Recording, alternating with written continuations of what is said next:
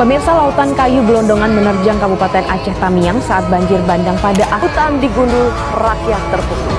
Salah satu dugaan utama mengapa bencana banjir bandang dan tanah longsor di wilayah Sumatera pada akhir November 2025 begitu parah adalah jadinya deforestasi atau beralih fungsinya hutan menjadi lahan aktivitas yang lain.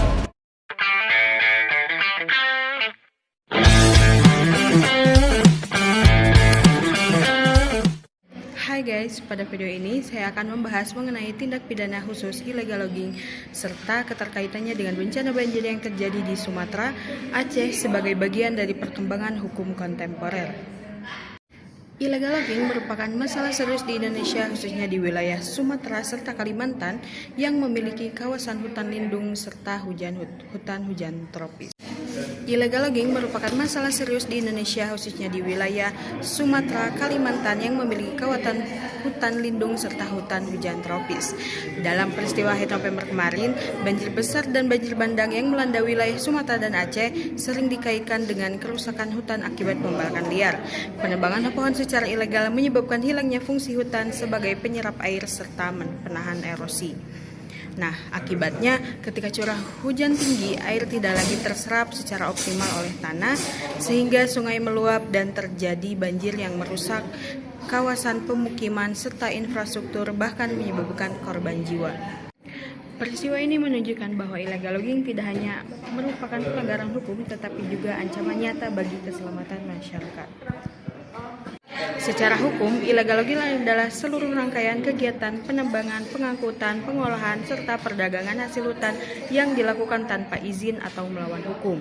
Di Indonesia sendiri, illegal logging diatur secara khusus dalam Undang-Undang Nomor 18 Tahun 2013 tentang pencegahan dan pemberantasan perusakan hutan.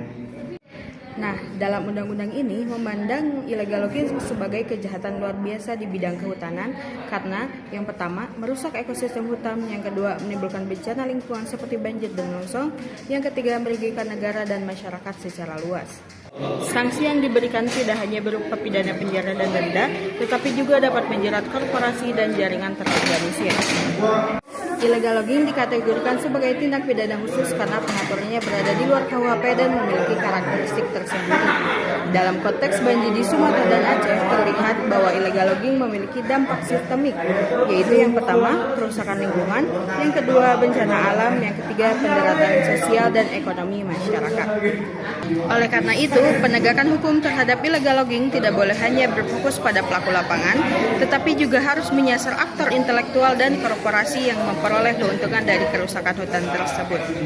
Untuk melihat persoalan banjir di Aceh dan Sumatera dari sudut pandang masyarakat berdasarkan berita-berita yang beredar, saya melakukan wawancara singkat mengenai apakah banjir tersebut murni bencana alam atau juga dipengaruhi oleh aktivitas illegal logging.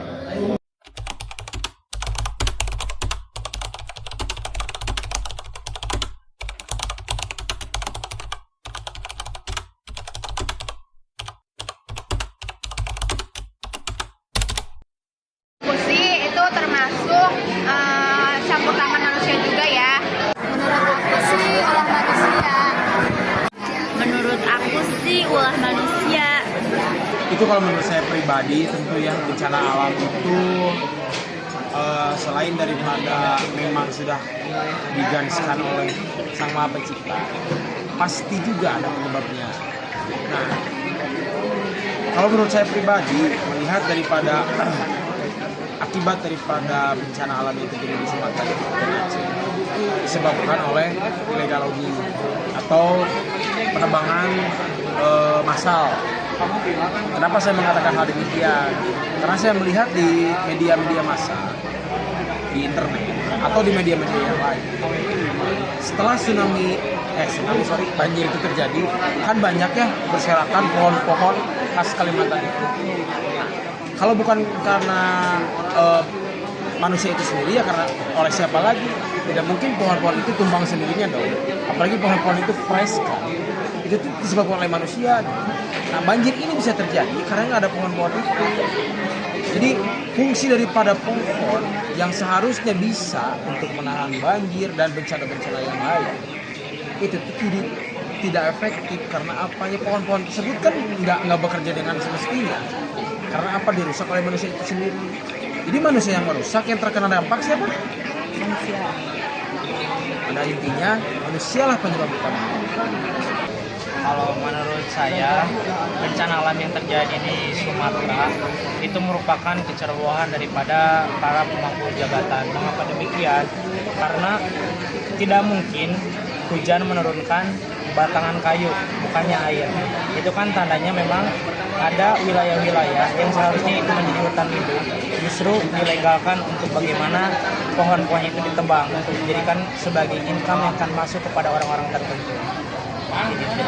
Baik, terima kasih. Tersebut ada yang namanya campur tangan manusia, di mana banyak manusia itu sendiri yang menyebabkan bencana alam tersebut. Contohnya kayak misalkan adanya penebangan hutan, yang dimana tentunya hutan itu, pohon-pohon itu sangat berfungsi ketika adanya hujan deras. Maka apabila alih fungsi hutan tersebut menjadi dataran biasa atau dataran yang pada umumnya tidak adanya pohon lagi, sehingga dapat mengakibatkan pada bencana alam itu sendiri. Maka terjadilah seperti yang sekarang pada saat ini di Sumatera adanya banjir, di Aceh adanya banjir, dan di daerah-daerah lainnya.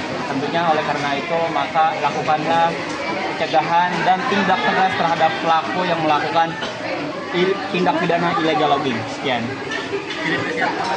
Oke, baik. Menurut pendapat saya, melihat dari berita-berita yang sekarang lagi viral itu terkait bencana alam yang terjadi di Sumatera, Aceh ataupun di daerah Medan, itu tuh bukan hanya bencana alam semata, karena memang ada campur tangan dari pihak manusia tersebut, gitu ya.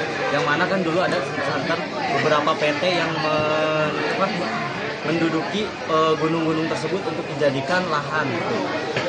Maka alih fungsi lahan dari mana yang tadinya hutan sebagai spons alami menyerap air hujan yang secara berlebih, itu menyebabkan tidak tertampung lagi air hujan, dan hutan yang tadinya itu rimbun digunduli secara massal menimbulkan bendungan alami di hulu dan menyebabkan banjir bandang yang kemarin sampai menewaskan beberapa ribu orang, gitu, menyebabkan bencana di 3 provinsi sekaligus, gitu. Ya, perlunya pengawasan dari pihak-pihak terkait, dari pemerintah juga, gitu, terkait izin untuk pembukaan lahan, izin juga terkait pembukaan tambang, izin untuk menebang pohon, gitu. Karena dari mulai pohon di hulu itu sebagai sarana atau cadangan untuk menyimpan air hujan. Kalau air hujannya tidak ditampung oleh hutan, maka akan dampak kita sebagai masyarakat, dan dampaknya terjadi pada kita seperti yang terjadi di Aceh, Medan, dan di Sumatera Barat. Dari hasil wawancara tersebut dapat disimpulkan bahwa masyarakat melihat banjir di Aceh dan Sumatera tidak hanya sebagai bencana alam, tetapi juga sebagai akibat dari kerusakan hutan akibat illegal logging. Hal ini memperkuat pandangan bahwa illegal logging merupakan kejahatan lingkungan yang berdampak langsung pada kehidupan masyarakat, sehingga penanganannya harus menjadi prioritas utama dalam hukum pidana kontemporer. Menurut saya, banjir yang terjadi di Sumatera dan Aceh merupakan peringatan keras bahwa penegakan hukum terhadap illegal logging belum sepenuhnya efektif. Wawancara yang telah saya lakukan juga menunjukkan bahwa masyarakat meyakini bahwa bencana alam yang terjadi selain karena takdir itu merupakan murni ulah tangan manusia itu sendiri. Oleh karenanya, hukum tidak boleh berhenti pada teks undang-undang, tetapi harus benar-benar hadir untuk melindungi lingkungan serta masyarakat.